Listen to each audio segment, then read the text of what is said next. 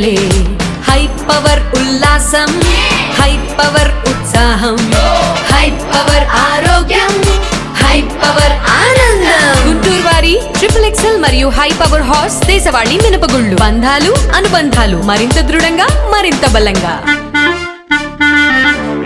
Doctor BR Ambedkar ఆశయాలని అనుచరణలు చూపిన ఘనత YS Jagan కి దక్కితే విద్యను పేదలకు దూరం చేస్తున్న దుర్మార్గం చంద్రబాబు నాయుడుదేనని మాజీ మంత్రి వైసీపీ బాపట్ల జిల్లా అధ్యక్షులు మేరక నాగార్జున మండిపడ్డారు.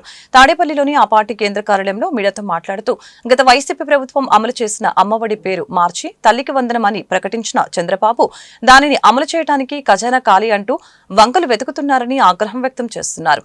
పసిపిల్లల చదువులపైన చంద్రబాబు కర్కశంగా చూపుతూ విద్యార్థుల ఉసురు పోసుకుంటున్నారని ధ్వజమెత్తారు. చెప్పినటువంటి బాబాసాహెబ్ అంబేద్కర్ గారి ఆలోచనల దగ్గర నుంచి చదువే తలరాతలు మారుస్తుందని వారి ఆలోచనల దగ్గర నుంచి చదువే నిజమైన ఆస్తి అని బాబాసాహెబ్ ఆలోచన విధానాన్ని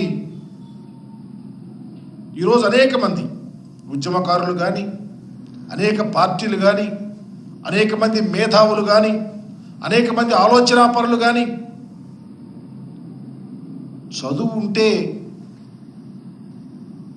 ఈ సమాజంలో ఉన్నటువంటి అస్పృశ్యత అంటరానితనంతో పాటు వారి యొక్క కుటుంబ నేపథ్యం బాగుంటుందని ఒక గొప్ప ఆలోచనతో నడుస్తూ ఉంటే ఆంధ్రప్రదేశ్లో ప్రస్తుత ముఖ్యమంత్రి చంద్రబాబు నాయుడు గారు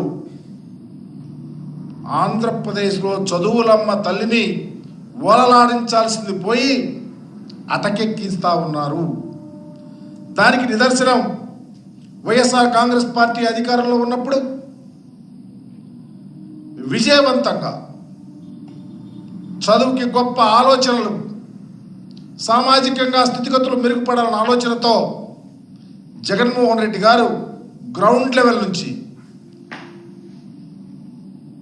చదువుకి ఇంపార్టెంట్ ఇచ్చి అమ్మఒడి కార్యక్రమాన్ని పెట్టి ప్రతి తల్లి అకౌంట్లో 15,000 రూపాయలు వేసి